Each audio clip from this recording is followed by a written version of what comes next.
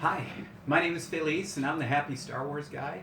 And today I couldn't help but talk about D23. One of the most anticipated things that happened at D23 was the trailer for Mandalorian.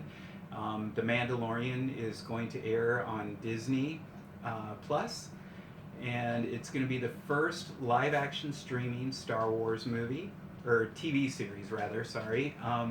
And that is really exciting. What we got to see in the trailer was some action shots of the Mandalorian, some shots of stormtrooper helmets, and you can really tell that, and like many other reviews, this is kind of like the Wild West of Star Wars. It's going to be really exciting. I really love the graphic detail in the trailer, which tells me that they really did a good job at producing the show, which we can expect. The other thing that I saw was really exciting was IG-11, and a lot of people are out there going, "I hope it's IG-88" when they saw that droid, but needless to say, we know that it's IG-11, and IG droids are just an entire group of droids. We saw the IG droids with Grievous in Revenge of the Sith. We've seen a couple other IG droids throughout the entire Star Wars storyline. What we're going to see is IG-11, and I look forward to seeing his character development, or its character development to be more precise. It's a robot.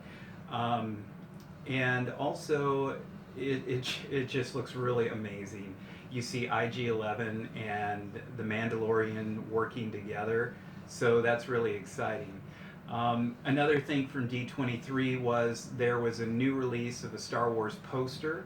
That Star Wars poster shows Emperor Palpatine overshadowing a fight between Rey and Kylo, and that looks really exciting, and we're still really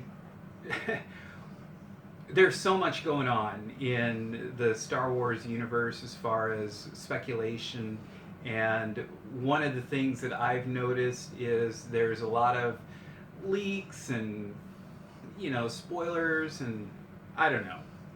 Honestly, I'm really excited about Episode 9 coming out.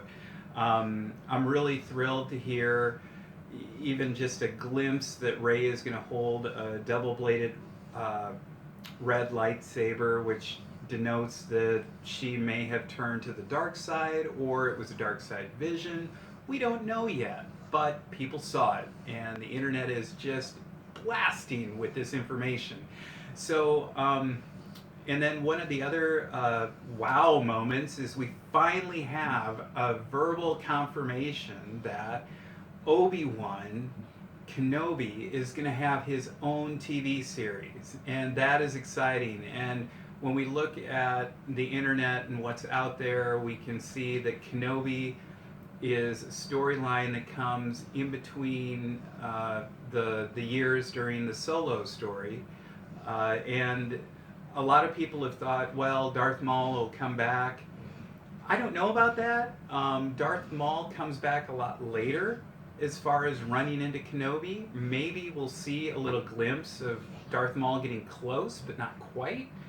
Because as far as we know in the Star Wars universe, Obi-Wan really didn't encounter Darth Maul again until, and this is going to be a spoiler alert if you have not been watching all of the Star Wars shows, Star Wars Rebels, there is a very dramatic climactic scene in Star Wars Rebels where Obi-Wan and Darth Maul meet again, and it's incredible. It's really cool. So if you haven't watched Star Wars Rebels, please do, because you're doing yourself a great service as a Star Wars fan. It was a really good storyline. There's a lot going on. It's just awesome. You gotta see it. You gotta check it out. The other thing that we know from D23 is that there will be another live-action series with Cassian from Star Wars: A Rogue Story, or Rogue One. a Star Wars story, and that's exciting too. It'll be exciting to see another storyline that really doesn't have much to do with the Jedi, um, but a lot more to do with what's going on in the Star Wars universe, what's going on in building the rebellion, and all the spying and so forth. That should be pretty exciting too. So D23 did not. It really got a lot of excitement going over the weekend. I was reading the internet right and left about all the Star Wars things that came out. Again, really excited to see how everything unfolds with Episode 9.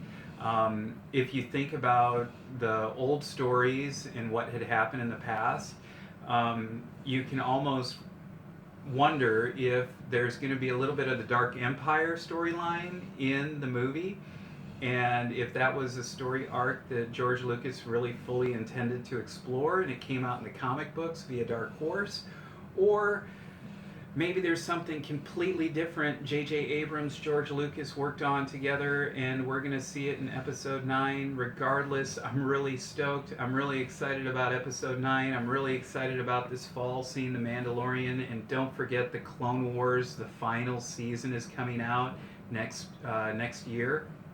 And we're really looking forward to that too, because we thought it was kind of all over. But there's going to be a new story arc, and it really looks like, from all the footage, that we're going to see Ahsoka come back, which we had no idea she was coming back until Star Wars Rebels, and she was Agent Fulcrum. And that was really outside the box thinking. And then we saw Ahsoka, and again, spoiler alert, I'm sorry. If you haven't seen Rebels, I don't know how to say this, but we see Ahsoka die, and then we see her come back, and you've got to see it. And that's all I'm going to leave you with on that note.